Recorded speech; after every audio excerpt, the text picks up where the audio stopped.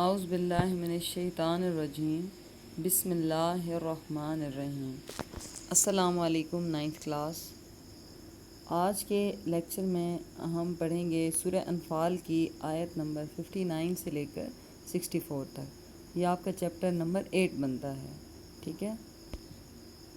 پچھلی آیات جو ہم نے پڑھی تھیں سبق نمبر 6 اور 7 کی، ان میں ایک تو منافقین کا کسی حد تک تذکرہ تھا، ساتھ فرعونیوں کی مثال دے کے اللہ تعالیٰ نے جو ہے عبرت کے حوالے سے مختلف نکات جو ہیں اس میں واضح کیے گئے تھے کہ ان لوگوں کی طرح نہ ہو جانا، اور ان کی کیا کیا وجوہات تھے جن کی وجہ سے وہ اللہ کے عذاب کا شکار ہوئے، ٹھیک ہے۔ تو آج کا جو سبق ہے اس میں سب سے پہلے جو پہلی آیت ہے اس میں آغاز ہی یہ ہے کہ کافروں کو تنبیہ کی گئی ہے، ٹھیک ہے، اللہ کی طرف سے انہیں سمجھایا گیا ہے۔ آغاز کرتے ہیں اپنی پہلی آیت کا، بسم اللہ الرحمن الرحیم۔ وَلَا يَحْسَبَنَّ الَّذِينَ كَفَرُوا سَبَقُوا إِنَّهُمْ لَا يُعْجِزُونَ، اور ہرگز کافر اس گھمنڈ میں نہ رہیں، ٹھیک ہے، کہ وہ ہاتھ سے نکل گئے ہیں، بے شک وہ عاجز نہیں کر سکتے، کہ ہرگز کافر یہ گمان نہ کریں، اس خیال میں نہ رہیں کہ وہ بھاگ نکلے ہیں یا ہاتھ سے نکل گئے ہیں، ٹھیک ہے، اور وہ اپنی چالوں سے کبھی بھی اللہ کو عاجز نہیں کر سکتے، ٹھیک ہے۔ اب آپ اس میں ان کافروں کی چالوں کا حوالہ تھا کہ انہوں نے کس کس طریقے سے مسلمانوں کو نقصان پہنچانے کی کوشش کی۔ ایک تو تب کی کہ جب نبی اکرم صلی اللہ علیہ وآلہ وسلم اپنے صحابہ کے ساتھ مکہ مکرمہ میں تھے، اس کے بعد جب ہجرت کا موقع آیا تو اس وقت کتنی زیادہ تکلیفیں دیں مسلمانوں کو کتنی مشکل کے ساتھ ہجرت کرنی پڑی، اپنا مال اسباب، اپنے رشتہ دار، سب کچھ، سب لوگوں کو چھوڑ کر، اپنا گھر جو تھا پورا بھرے ہوئے، ان چیزوں کو چھوڑ کر جو ہے مسلمانوں کو ہجرت کرنا پڑی، ٹھیک ہے۔ تو یہ سب صرف کفار کی وجہ سے تھا، انہوں نے اس لیے کیا تاکہ مسلمان جو ہیں وہ اس ہدایت کے رستے سے ہٹ جائیں۔ اس کے علاوہ انہوں نے کتنا نقصان پہنچانے کی کوشش کی، نبی اکرم صلی اللہ علیہ وآلہ وسلم کو کتنی تکلیف پہنچانے کی کوشش کی، آپ صلی اللہ علیہ وآلہ وسلم کو نعوذ باللہ قتل کرنے کی کوشش کی، آپ کو قید کرنے کی یعنی ارادہ کیا، اور آپس میں ملی بھگت کے ساتھ منصوبہ بندی کی، لیکن اللہ کی جو ذات ہے، اس کی جو تدبیر ہے، اس سے بڑھ کر کسی کی تدبیر نہیں ہو سکتی۔ اللہ تعالیٰ نے اپنی تدبیر اور حکمت کے ساتھ اللہ نبی اکرم صلی اللہ علیہ وآلہ وسلم کو ہمیشہ کافروں کی چالوں سے محفوظ رکھا، ٹھیک ہے۔ تو اس میں اللہ کی طرف سے بتایا جا رہا ہے کہ کافر جی ہرگز نہ خیال کریں کہ وہ بھاگ نکلے ہیں یا پھر کہ وہ ہاتھ سے نکل گئے ہیں یا اپنی چالوں میں وہ کامیاب ہو گئے ہیں، ایسا کبھی بھی نہیں ہو سکتا۔ بے شک وہ عاجز نہیں کر سکتے، یعنی اللہ کو وہ کبھی عاجز نہیں کر سکتے، اور اسی طرح اللہ تعالیٰ کے نیک بندوں کو بھی کبھی عاجز نہیں کر سکتے۔ سب سے پہلے تو اللہ کو عاجز نہیں کر سکتے کہ اللہ کی ذات کو اس سے کوئی فرق نہیں پڑتا کہ وہ ایمان لائیں یا نہ لائیں، یا پھر وہ اپنی چالوں سے کیا کیا کریں، کیونکہ اللہ کی ذات سب جاننے والی ہے کہ وہ کیا چالیں چل رہے ہیں، وہ کیا نقصان پہنچانے کی کوشش کر رہے ہیں، وہ کس طرح جو ہے وہ بھاگ رہے ہیں اور نکل رہے ہیں، ٹھیک ہے۔ اور وہ لوگ بھی جو کہ بظاہر تو مسلمانوں کے ساتھ ہیں لیکن حقیقت میں وہ کفار کے ساتھ ہیں، ٹھیک ہے۔ تو ان لوگوں کی نیت اور ارادے کو بھی اللہ تعالیٰ کی ذات جاننے والی ہے، یعنی کچھ لوگ جو صرف وقتی طور پر مسلمانوں کے ساتھ ہیں، جنہوں نے عین جنگ کے موقع پر ساتھ آپ صلی اللہ علیہ وسلم کو اور مسلمانوں کو چھوڑ دیا، ٹھیک ہے۔ تو اللہ کی ذات ان کافروں کو بہتر طور پر جاننے والی ہے۔ تو اس میں فرمایا گیا کہ کافر ہرگز اس گھمنڈ میں نہ رہیں کہ وہ اپنی چالوں میں کامیاب ہو چکے ہیں یا اپنے وہ بھاگ نکلے ہیں، اور اپنی چالوں سے اور اپنی ان جو ہے وہ کیا برائیوں سے اور اپنی غلط منصوبہ بندیوں سے جو ہے وہ اللہ تعالیٰ کو عاجز کر سکتے ہیں، یا اللہ تعالیٰ کے نیک بندے یا نبی کریم صلی اللہ علیہ وآلہ وسلم اور مسلمانوں کو عاجز کر سکتے ہیں، تو یہ ان کی بہت بڑی غلط فہمی ہے کہ وہ ایسا کبھی بھی نہیں کر سکتے، ٹھیک ہے، کیونکہ اللہ کی جو ذات ہے وہ پوری کائنات کی مالک ہے اور تمام اختیار اللہ کے پاس ہے، ٹھیک ہے۔ تو اس لیے اللہ کی ذات سے جو ہے اس سے کوئی فرق نہیں پڑتا کافروں کی چالوں سے اور ان کی منصوبہ بندی سے، تو وہ کبھی بھی اللہ کو عاجز نہیں کر سکتے، کہ کافر اس خیال میں نہ رہیں، اپنے اس خیال کو بالکل جو ہے وہ ختم کر دیں، ٹھیک۔ اس کے بعد اس سے اگلی آیت ہے، وَأَعِدُّوا لَهُم مَّا اسْتَطَعْتُم مِّن قُوَّةٍ، اور ان کے لیے تیار رکھو جتنی تمہاری قوت ہے اور جتنے تمہارے آگے ومن رباط الخیل، جتنے تمہارے بندھے ہوئے گھوڑے ہیں۔ پہلے کہا گیا کہ وَأَعِدُّوا، اور تیار رکھو، لہم، ان کے لیے، یعنی اپنے دشمنوں کے لیے، مستطاعتم، جتنی تمہاری استطاعت ہے، من قوت، اپنی قوت کے ساتھ، ومن رباط الخیل، اور بندھے ہوئے گھوڑوں کے ساتھ، ترہبون بہی، کہ ان کے دلوں میں دھاک بٹھاؤ، ان کے دلوں میں روب ڈال دو۔ عدو اللہ، کس کے دلوں میں؟ اب آگے اللہ تعالیٰ کی ذات نے یہ بتا دیا، پہلے یہ بتایا کہ تم یہ کرو، اس کے بعد بتایا کہ کس کے لیے کرو۔ عدو اللہ، اللہ کے دشمنوں کے لیے، وعدوکم، اور تمہارے جو دشمن ہیں، یعنی ان کے دلوں میں تمہارا روب بیٹھ جائے، وآخرین من دونہم، اور ان کے سوا جو کچھ اوروں کے دلوں میں، یعنی جو بظاہر تو لڑائی میں اس طرح سامنے نہیں آتے لیکن بیک بہائنڈ جو ہے وہ ساتھ دے رہے ہوتے ہیں کفار کا۔ لا تعلمونہم اللہ یعلمہم، لا تعلمونہم، کہ تم نہیں جانتے، اللہ یعلمہم، کہ اللہ سب کچھ جاننے والا ہے، وما تنفقوا من شیء، اور تم میں سے جو بھی خرچ کرے گا، فی سبیل اللہ، اللہ کے راستے میں، یوفا الیکم وانتم لا تظلمون، تو اس کو پورا پورا اجر دیا جائے گا اور کسی طرح گھاٹے یعنی نقصان میں نہیں رہے گا۔ ٹھیک ہے، اب اس آیت مبارکہ میں جو ہے مسلمانوں کو جہاد کا حکم دیا گیا ہے، جہاد کی تیاری کے حوالے سے حکم دیا گیا ہے کہ جہاد کی تیاری جو ہے اپنی ہمیشہ جو ہے وہ رکھیں۔ سب سے پہلے تو حکم دیا گیا کہ جہاد کی تیاری کریں۔ اب جہاد کی تیاری میں اسپیشلی کیا کہا گیا ہے کہ ان کے لیے تیار رکھو جو تمہاری قوت بن پڑے۔ اور اس میں یہ نہیں کہا گیا کہ اپنی اس ہستی سے زیادہ، بلکہ جتنی تمہاری استطاعت ہے، ٹھیک ہے، کہ جتنا تم افورڈ کر سکتے ہو، کیونکہ پہلے تو آپ کے گھر والے ہیں، ان کے خراجات ہیں، یہ سب کچھ ہیں، تو اس کے بعد جو ہے یہ چیز آتی ہے، تو کہا گیا کہ جتنی تمہاری استطاعت ہے اس کے حساب سے جو ہے تم جنگ کی تیاری رکھو، کافروں کے خلاف یا اللہ کے دشمنوں کے خلاف یعنی تیاری رکھو۔ اور دوسری چیز کہے گی کہ جتنے گھوڑے باندھ سکو تو ان سے بھی تیاری رکھو۔ اب آپ کو پتہ ہے بچوں کہ یہ اس وقت کی بات ہے کہ جب غزوہ بدر ہوئی ہے، تو غزوہ بدر سے پہلے کی بات ہے کہ اس میں حکم دیا گیا کہ تم لوگ جو ہے یہ تیاری رکھو، ٹھیک ہے۔ تو اس وقت جو تھا سامان جو جنگ ہوتا تھا تو وہ آج کے دور سے مختلف تھا۔ آج کل تو آپ دیکھتے ہیں کہ میزائل ہیں، ٹھیک ہے، یا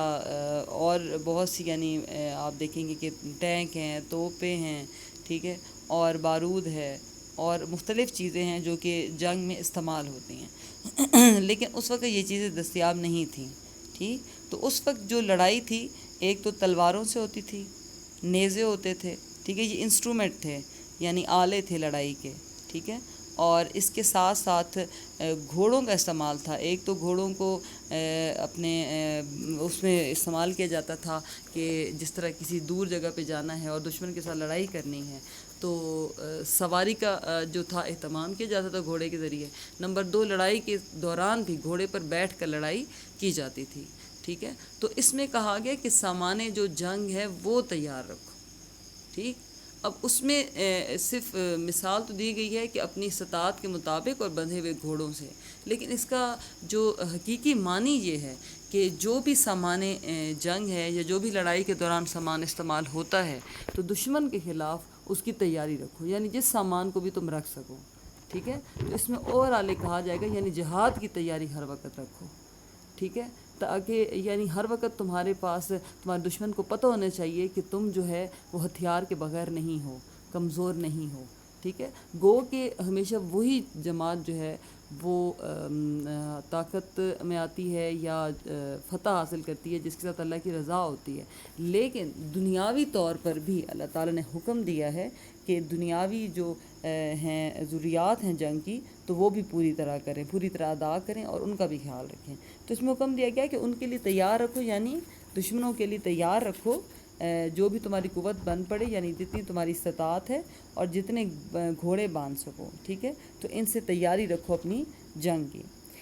اب اس میں پہلی آیت میں جنگ کی تیاری کا بتایا گیا، آیت کے دوسرے حصے میں بتایا گیا کہ کیوں رکھو،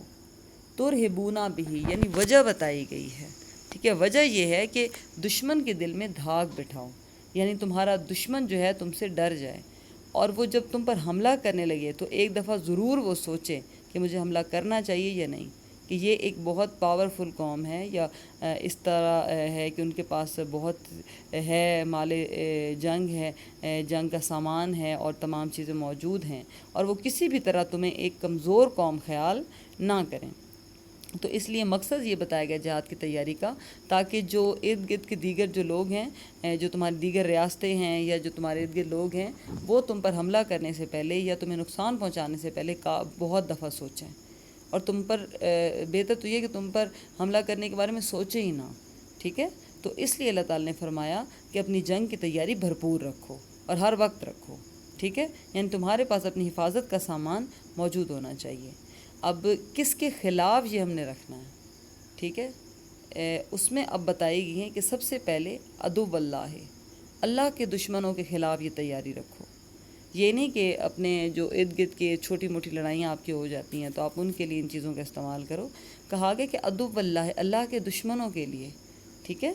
دوسری وہ عدو وکم، اور تمہارے اپنے دشمنوں کے لیے، یعنی جو تمہارے دشمن ہیں، تمہارے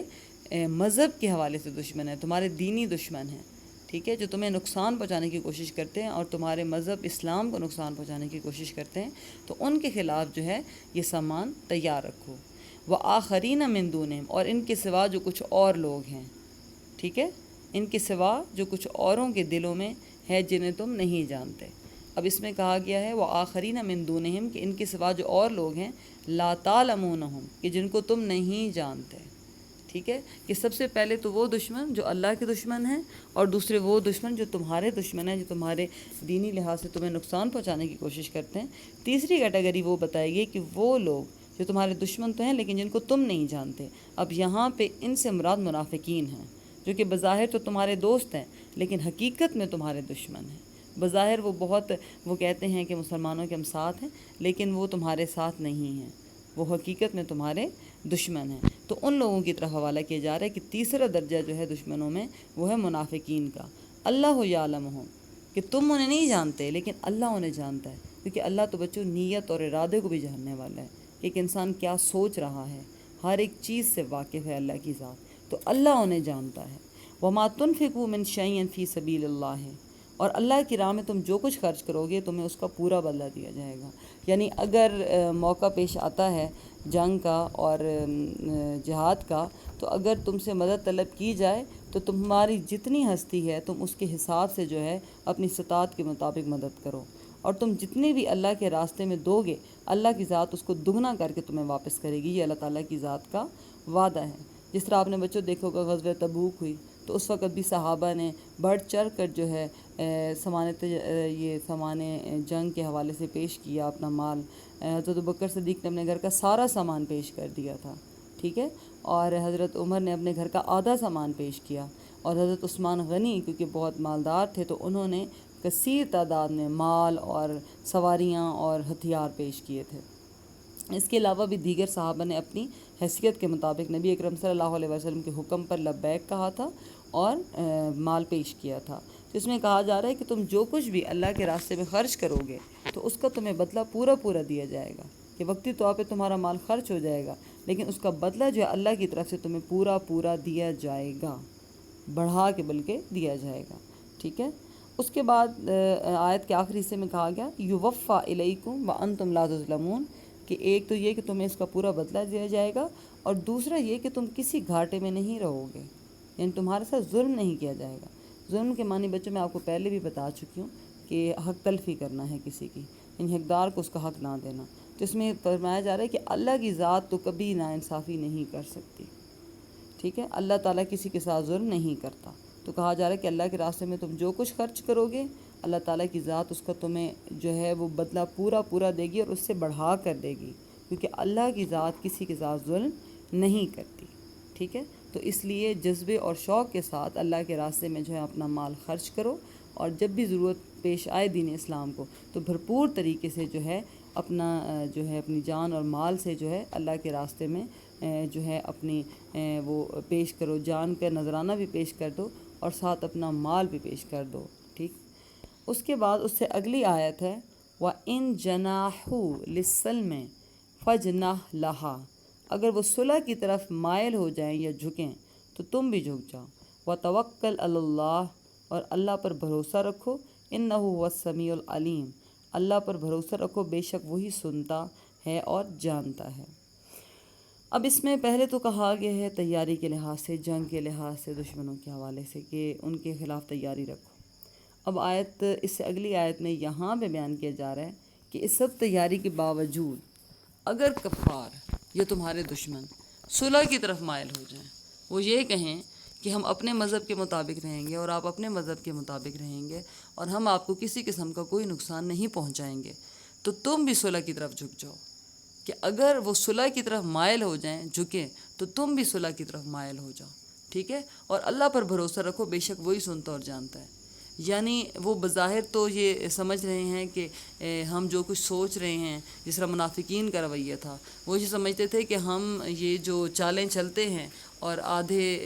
یعنی کفار کے ساتھ بھی وفاداری کا اعلان کرتے ہیں اور مسلمانوں کے ساتھ بھی، تو کوئی بھی نہیں جانتا۔ حالانکہ ایسی بات نہیں ہے۔ اللہ تعالیٰ کی ذات فرما رہی ہے کہ بے شک وہ سننے والا ہے اور جاننے والا ہے، کہ سننے والا ہے ان کی پوشیدہ باتوں کو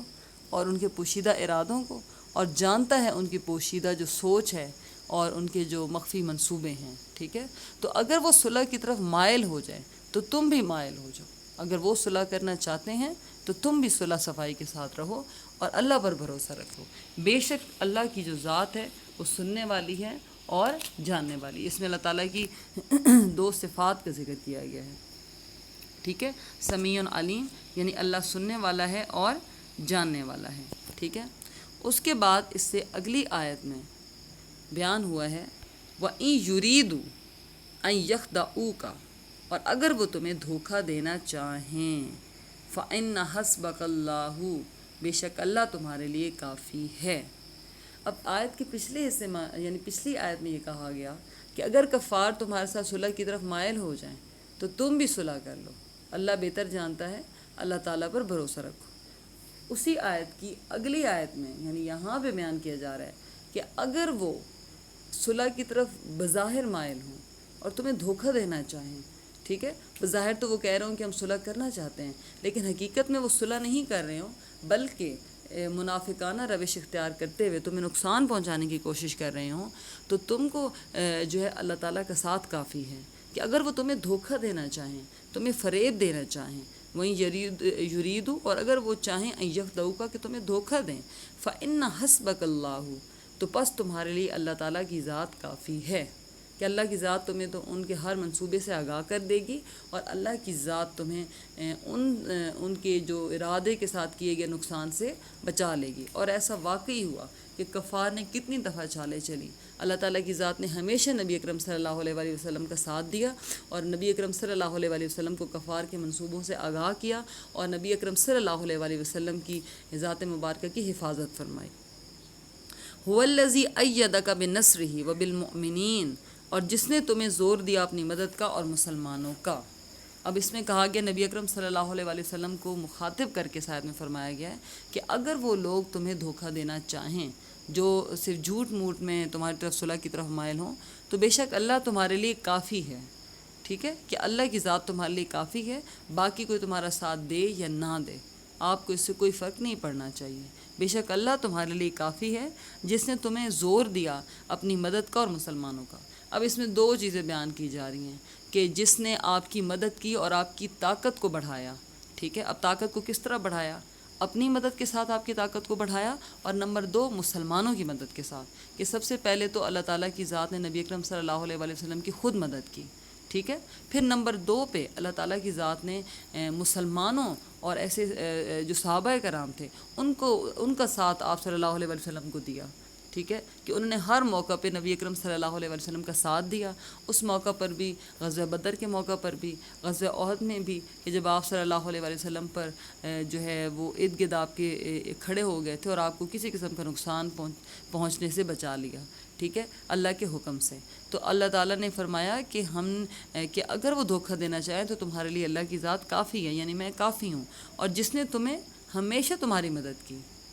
جس نے ہمیشہ اپنے حوالے سے تمہاری مدد کی، اور نمبر دو تمہیں ایسے لوگوں کا ساتھ دیا جو کہ تمہارے لیے اپنی جان بھی قربان کر سکتے ہیں۔ اس سے مراد صحابہ کرام ہیں، مسلمانوں کا ساتھ دیا، ٹھیک ہے، تو اس میں کہا جا رہا ہے کہ آپ پریشان نہ ہوں، آپ کے لیے اللہ کا ساتھ کافی ہے اور صحابہ کرام کا ساتھ کافی ہے، ٹھیک ہے۔ تو اس میں یہ شارٹ بھی بچوں آتا ہے کہ نبی اکرم صلی اللہ علیہ وآلہ وسلم کے لیے کس کا ساتھ کافی ہے، تو آپ کہیں گے کہ اللہ تعالیٰ نے فرمایا کہ آپ صلی اللہ علیہ وآلہ وسلم کے لیے اللہ کا ساتھ کافی ہے اور اس کے ساتھ ساتھ صحابہ کرام کا ساتھ کافی ہے، ٹھیک ہے۔ اس کے بعد اگلی آیت ہے وَأَلَّفَ بَيْنَهُمْ بَيْنَ قُلُوبِهِمْ، اور ان کے دلوں میں میل کر دیا، ملا دیا ان کے دلوں کو، الفا الفت پیدا کر دی، اس کا مطلب یہ ہے محبت ڈال دی، اللہ تعالیٰ نے ان کے دلوں کو ملا دیا۔ لو انفقت ما فی الارض، اگر جو کچھ زمین میں ہے اگر تم اس کو خرچ بھی کر دیتے، جمیعاً سب کا سب، ما حروف نفی میں سے ہے، ما الفتا تم محبت پیدا نہ کر سکتے، بین قلوبہم ان کے دلوں کے درمیان، ولیکن اللہ الف بینہم، اور لیکن اللہ تعالیٰ نے ان کے دلوں کے درمیان محبت پیدا کر دی، انہ عزیز حکیم، اور بے شک اللہ تعالیٰ غلبے والا اور حکمت والا ہے۔ اب اس میں یہ چیز کہی گئی ہے بچوں کہ جس طرح اگر آپ پہلے دیکھیں کہ اسلام سے پہلے جو مسلمان تھے ان کے بہت سے، یعنی جو اس وقت تو مسلمان نہیں تھے، بہت سے قبائل تھے جن کی آپس میں صدیوں سے لڑائیاں چل رہی تھیں، جو چھوٹی چھوٹی بات پہ لڑائیاں کرتے تھے، اور ان کی لڑائیاں اتنی بڑھتی تھی کہ وہ ان کی کبھی بھی، یعنی وہ کتنے سالوں سے لڑائیاں چل رہی تھیں، مکہ میں رہنے والے لوگوں کی بھی اور اس کے ساتھ اسپیشلی مدینہ کے رہنے والے لوگوں کی بھی، جس طرح اوس اور خزرج دو جو قبیلے تھے، اس کے علاوہ بھی بہت سے اور قبائل تھے۔ لیکن اس میں اللہ تعالیٰ کی طرف سے کہا گیا کہ جب اسلام آیا تو ان قبیلوں کے درمیان اللہ تعالیٰ نے محبت پیدا کر دی، ٹھیک ہے، ان لوگوں کے درمیان اللہ تعالیٰ نے محبت پیدا کر دی، تو اس کی طرف اللہ تعالیٰ نے اشارہ فرمایا کہ جس طرح آپ صلی اللہ علیہ وسلم نے ایک مہاجر کا ہاتھ پکڑا اور ایک انصاری کا ہاتھ پکڑا اور ان کو آپس میں وہاں ملا کے کہا کہ آج تم بھائی بھائی ہو، اور آپ صلی اللہ علیہ وسلم نے جس رشتے کو بھائی کا نام دیا تھا ان لوگوں نے اس چیز کو ثابت بھی کر کے دکھایا، اور اپنے مہاجر بھائی کی اپنے پورے مال کے ساتھ مدد کی، اپنا آدھا مال کا جو حصہ تھا، باغ کا حصہ تھا، جائیداد کا حصہ تھا، وہ سب کچھ جو تھا وہ اپنے مہاجر بھائی کو دیا تاکہ اس کی ضرورت پوری ہو اور وہ بھی خوشحال ہو جائے، ٹھیک ہے۔ تو اس میں کہا گیا، نبی اکرم صلی اللہ علیہ وسلم کو بتایا گیا کہ آپ پریشان نہ ہوں، کہ آپ دیکھیں کہ اللہ تعالیٰ نے ان کے دلوں کو ملا دیا، ٹھیک ہے، کہ ان کے دلوں کو قریب لے آیا، حالانکہ بظاہر وہ دشمن تھے، لیکن اللہ تعالیٰ کی برکت کی وجہ سے اور اللہ تعالیٰ کی ذات کی طاقت کی وجہ سے وہ لوگ جو ہے وہ آپس میں ان کے دلوں میں محبت پیدا ہو گئی۔ اگر اس میں کہا گیا کہ اگر تم زمین میں جو کچھ ہے وہ سب کا سب بھی خرچ کر دیتے، کہ قبیلوں کو لالچ بھی دیتے کہ آپ کو میں یہ جائیداد دیتا ہوں، آپ کو میں یہ دولت دیتا ہوں، اور آپس میں صلح کر لیں، تو تم پھر بھی کبھی نہیں کر سکتے تھے، ٹھیک ہے، چاہے پوری دنیا کا مال بھی خرچ کر دیتے تب بھی تم ان کے دلوں کے درمیان محبت پیدا نہیں کر سکتے تھے، لیکن اور ان کے دلوں کو ملا نہیں سکتے تھے، لیکن اللہ نے ان کے دلوں کو ملا دیا، بے شک وہی غالب حکمت والا ہے، کیونکہ اللہ کی ذات کے اختیار میں سب کچھ ہے، اللہ کی ذات نے ان کے دلوں کو باہم جوڑ دیا اور ملا دیا، ٹھیک ہے۔ تو اس میں کہا گیا ہے کہ جو کچھ تم نہیں کر سکتے تھے، اگر تم پوری دنیا کا مال بھی خرچ کر لیتے اور کچھ بھی کر لیتے تو ان کے دلوں میں سچی محبت پیدا نہیں کر سکتے تھے، اور ہم اس کا اعلیٰ جو مثال دیکھتے ہیں مہاجرین اور انصار کے رشتے کی، کہ ایسی مثال ہمیں تاریخ میں کہیں نہیں ملتی کہ کوئی آپس میں ان کا خونی رشتہ نہیں تھا، لیکن صرف نبی اکرم صلی اللہ علیہ وسلم کے کہنے کی وجہ سے کہ آج سے تم بھائی بھائی ہو، تو واقعی انہوں نے اس چیز کو ثابت کیا، اور انہوں نے آپ صلی اللہ علیہ وسلم کے قول کا پاس رکھا اور کہا کہ واقعی ہم آپس میں آج سے بھائی بھائی ہیں، ٹھیک ہے۔ تو اس میں اللہ تعالیٰ نے فرمایا کہ اللہ کی ذات سب کچھ کر سکتی ہے، وہ دشمنوں کو دوست بنا سکتی ہے، ٹھیک ہے، ان کے دلوں میں محبت پیدا کر سکتی ہے، حالانکہ کوئی بھی شخص اگر دنیا کا پورا مال بھی خرچ کر دے، ان کی خواہشات بھی پوری کر دے، تب بھی ان کو آپس میں سچی محبت پیدا نہیں کر سکتا۔ اس کے بعد اس سبق کی آخری آیت ہے یا ایھا النبی حسبک اللہ ومن اتبعک من المؤمنین، اے غیب کی خبریں بتانے والے نبی صلی اللہ علیہ وآلہ وسلم، اللہ تعالیٰ کی ذات ہے، اللہ تعالیٰ کی ذات اس آیت مبارکہ میں نبی اکرم صلی اللہ علیہ وآلہ وسلم کو مخاطب کر کے فرما رہی ہے، یا ایھا النبی، اے نبی صلی اللہ علیہ وآلہ وسلم، حسبک اللہ، کہ اللہ تعالیٰ تمہارے لیے کافی ہے، اور یہ جتنے مسلمان ہیں تمہارے جو پیروکار ہیں یہ بھی تمہارے لیے کافی ہیں،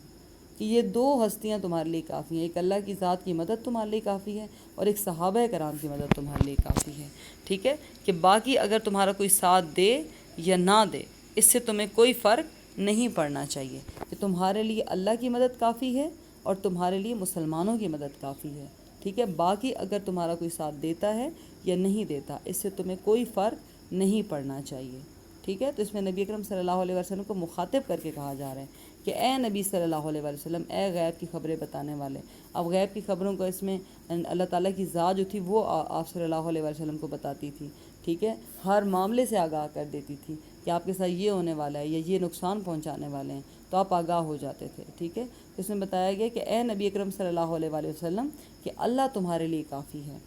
کہ اللہ کی ذات کی مدد تمہارے لیے کافی ہے۔ اور یہ جتنے مسلمان جو ہیں صحابہ کرام جو مسلمان ہوئے ہیں، ان سب کی مدد بھی تمہارے لیے کافی ہے۔ باقی اگر کوئی تمہارا ساتھ دیتا ہے یا نہیں دیتا، اس سے تمہیں کوئی فرق نہیں پڑنا چاہیے، اور نہ ہی تمہیں اپنے دل میں کسی قسم کا خوف رکھنا چاہیے، ٹھیک ہے۔ یہاں پہ بچوں یہ سبق کمپلیٹ ہوتا ہے،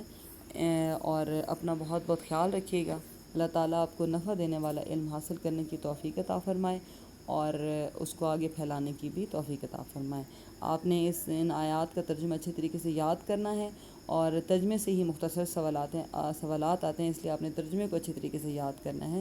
اور جو آپ کی بک میں جو آخر میں مشق دی ہوئی ہے، جسے مختصر سوالات اور معروضی حصہ ہے، اس کو بھی اچھے طریقے سے آپ نے یاد کرنا ہے۔ اپنا بہت بہت خیال رکھیے۔